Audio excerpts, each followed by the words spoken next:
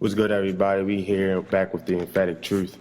We started this part 2, section Tools of Liberation, and this pretty much is going to be giving us an idea of what steps we need to take in 2016 to get ourselves right inside the mind and ultimately in our family structure, community structure, and neighborhoods.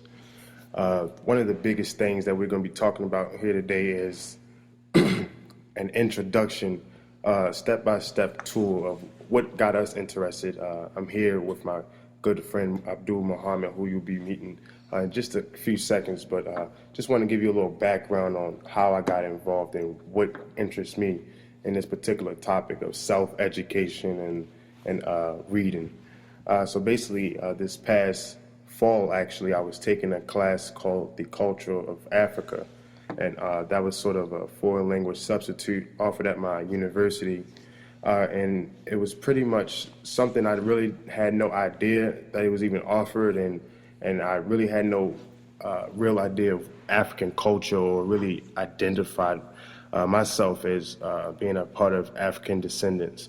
And that's pretty much sad to say, but it was true once I really got into class and really learning about some of the things my ancestors was able to go through and build and prosper and remain in this unique society. And having not learned any of that, I was pretty much taken back. And we had some white people in the class, and it was pretty much an all-white class besides 2 or 3 black people. And we was oftentimes hear comments like, I'm glad I'm not in that situation. I'm glad, I don't live over there, speaking of Africa. And it pretty much brought that into reality that this same point of view has led us into the destruction that we are ultimately seeing amongst ourselves and in foreign places. So what this podcast is really going to be generating is going to be generating a slew of ideas of what you can do to sort of start your self-education process off with. And what I would encourage you to just first start with is yourself, is readily identifying with yourself. Whatever your heritage is all going to be brought back on what do you know about your history? How can you pinpoint where your ancestors go back? Where's your lineage? And for African Americans or black people, we really don't have that pinpoint history because for a long time it hasn't been shared with us. So when we see each other, we don't look at each other as a necessarily a high person or someone we should be even looking up to in society, and that's what we're here to change. And through that class and learning about the culture of Africa, the great empires, and how some of the greatest structures were built in Africa, which is the motherland, and how that was so much taken away from them in so many different ways through government systems and neo-colonial powers and bastardizations of colonies and tribes. It really led us to the destruction of not only a race of the black person, but the continent as a whole of Africa. And now we see us in society as oftentimes not even wanting to identify with Africa as we associate that with something that is bad.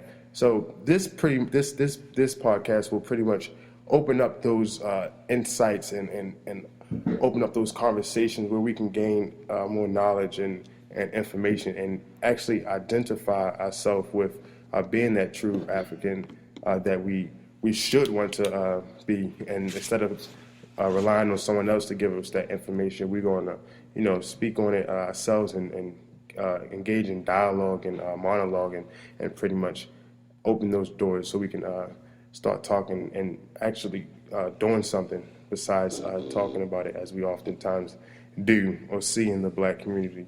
And my good friend Abdoul Mohammad he can introduce himself. We came down here from Morgan State, and he can go ahead. You go ahead, Abdoul. What's up, everybody? This is Abdoul Mohammad. Blog is The Pharaoh's Journey, here to enlighten, open up the truth. First of all, this is 2016, and one of the biggest goals we need to do in the community is educate yourself as much as possible.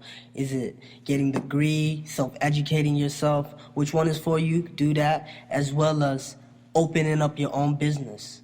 what do you want to pass on to the person that's coming up after you? You have to leave a legacy. So opening businesses so you have something you stand by, you know? You want ownership. But we've been impressed so much to think that we need to go to the corporate plantation. No, we don't. We can own our own business. It might be hard, but life is hard. Nobody's going to feel sorry for you in this world, man. Trust. You just got to keep it moving. And we see what's going on in the community. Nobody's going to feel sorry for you, so you must make your situation better. If anybody's giving you idea that you say you're broke, you're poor, it doesn't matter. That's their idea. Whatever your self-image is about yourself, you keep it. Because there's one thing about the subconscious mind. Whatever you tell the subconscious mind, that's what it'll attract. And everything I'm speaking from the heart, soul, and mind, so you understand where I'm coming from. This is real rap. The Pharaoh's Journey, the emphatic truth. My bad, made a mistake, but we still on it. No, you good, bro. And that's what it's really about. It's really about adapting in whatever way you know how and can identify with. If you can identify with African culture or just by reading a book or looking at a lecture, as I did, then that's how you can begin to learn your information. When I first started reading some of the books, I hated reading. I never even read books up until I used to skim through a lot of books, and now I have like our books filled with different books that I begin to read. And some of the biggest influential people that I sort of looked up to or started to mirror styles or philosophies or books or read their books was one of Dr. Yosef Ben Yakinen. He's a powerful man. Yeah, it really is. And John Henry Clark, Dr. John Henry Clark, Dr. Chancellor Williams, who wrote The Destruction of the Black Civilization, and so many other people who, Dr. Umar Johnson, who is more of a contemporary type of guy who really relates to our generation, if you will, and he really talks to what we can be doing in our communities and what we really should be doing, not what we could be doing. It's more so what we should be doing. And what I like about him is his versatile ability to talk about the medical side of a lot of the things that we deal with in the black community, and also the perception coming from that philosophy of being a psychologist and dealing with kids. So it's just so many different people you can talk to and really get to know about their works and begin to learn this information. But it really comes from the idea that you have to want to learn it.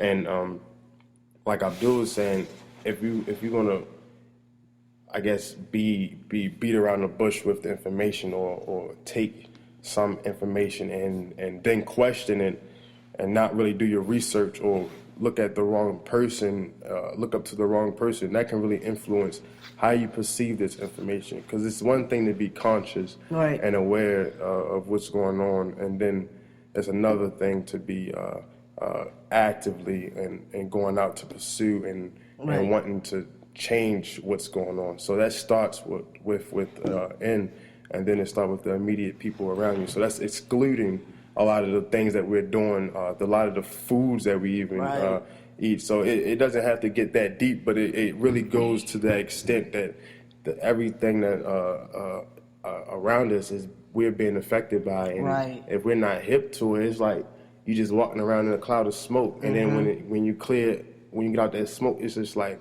where the heck I'm at. So we just here to to bring you some of our perspectives and information on what we think. Yeah, and definitely. First thing I gotta say is religion, number one in the black community. First of all, I'm gonna tell you like this, point blank: Jesus is not coming back to save nobody's life. As well as that, your oppressor gave you all of these religion to dumb you down. Back then, Christianity and religion was used to oppress black people. So think about it. We're still using today time. A lot of things have been outdated, and we need to wake up. And we need to see the truth. We are gods. We have God within us. We have divine powers. You feel me? Yeah. You don't just pray when something bad happens. Pray every single day. Don't just post stuff when something. Pray every single day. You feel me? We're divine beings having a spiritual feeling in this universe right now. So just enjoy it. You feel me? These are religions that are man-made. You can't tell somebody how to worship God because they all have their different relationship with it. Back to what I said, like you were saying with Umar Johnson, it is correct, man. You got to understand what is going on. You have to read. And we have this some type of stereotype, this intellectual stereotype about people who read. You're trying to act a certain way. It's good to read. It's good to get knowledge. Right, right. And I thought that for a long time. Like, I thought people who read was just reading some corny stuff on like this one kid in my middle school used to read the dictionary and like pick his boogers for real. And I used to clown him, but then when I really got to know him, he was cool, and Bull ended up going to I think Princeton or Harvard. So he really dedicated himself to like Studies. to his studies and really didn't take that for a joke, even though everybody else was. And having, gone to college and graduated college and realized that it's a lot of other stuff that I did not learn while I was in school. It really has, made me even I'm glad you yearn. brought that up. Yeah, it made me yearn for the knowledge that I was missing. So Thank you. This was like a sort of like a self-education type of a thing that we sort of got involved in and with, and like Abdoul can tell you, it wasn't something that was easy. So you can quickly speak on how you got involved and what led you to. I definitely got involved in it by the people that I was around.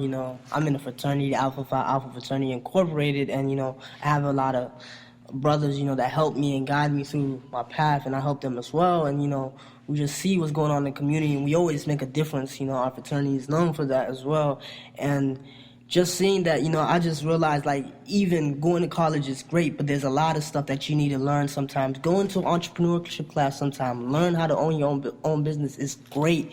Think about it like this. When you in a corporation, you have one boss, right? When you're an entrepreneur, you might have 15 clients. You still have a boss, but you have more flexibility. You feel me? You want to live on your own terms. And they don't teach us economics and economics the way we need to learn it. But you have to read. There's books out there. You got to really push yourself. Smoking and drinking, doing all the time is going to waste your time. You feel me? It's not cool if you're 35 still asking your mom for money. And you've seen what the music industry have done. They've turned this, getting us to kill each other, drinking lean. They make a mockery just out of it. Just peep what's going on. They really do. Peep what's going on. Really peep what's going on. Spread positivity, man. Shout outs to every conscious people out there, man. Shout out to Sanada. Shout out to Brother Polite, Shaka Most, all the conscious brother out there in New York and just everywhere. LA, everywhere, man. Bless up, man. Hotep. Yeah, and thanks, Abdoul, for even being a part of this. We just sort of just came up with this simple idea real quick, just to give you guys an insight of what's to come and really how we got ourselves involved and interested in such a good movement that our generation is bound to be a part of, and more young folks, college and not in college, is really becoming aware of the issues that we have to face when we get out of school or while we're in school. And like I was saying about why I got involved initially, it was initially because I did not know a lot of my history, and I did not know what Black history really meant. I thought history really began, when we got here as slaves, and because more often than not, no one has told us any different. And to learn about dynastic periods of time and great people who lived, for thousands of years before there was even an idea of enslavement of blacks. It really hit home and made me want to be aware, so I can actually tell somebody who I walk around and see with no hope that you are a king amongst other people and pharaohs and there are queens, kings and queens that should be upholding themselves and to a high standard. Should be pretty much looking into themselves for that beauty and not relying on anyone. And us as kings in society have to really uphold that honor and not just walk around,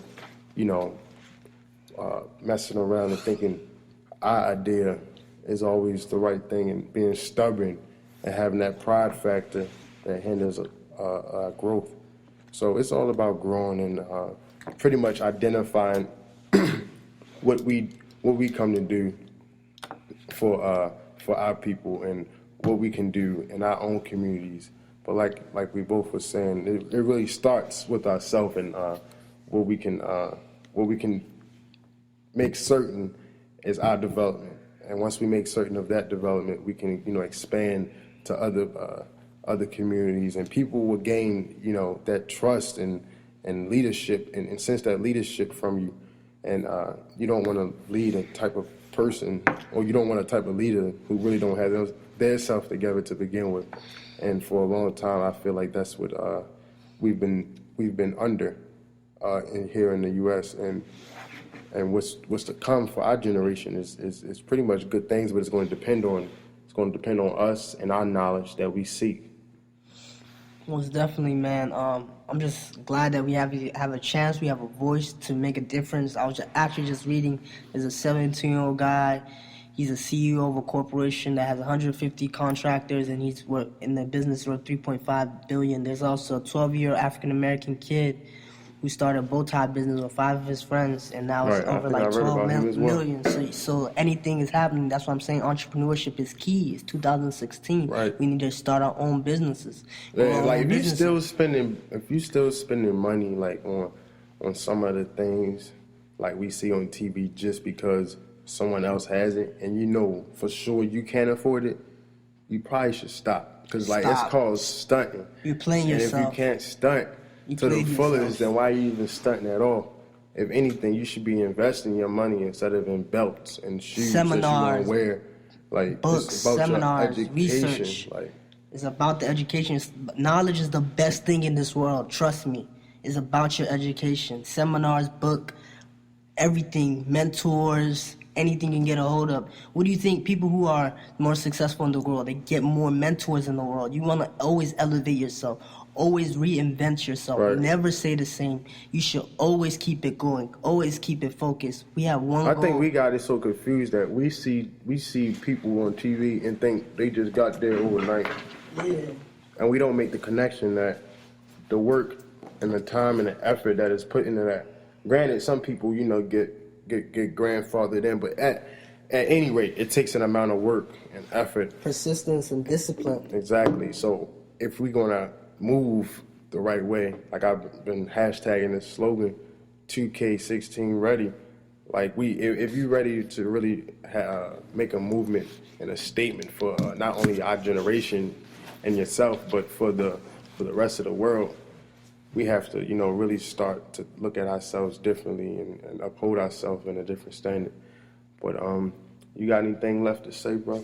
Yeah, the only thing I gotta say is just stay up, man. Entrepreneurship is key, and we just gotta keep on going. Focus, man. Stay focused. It will be hard, but keep on going.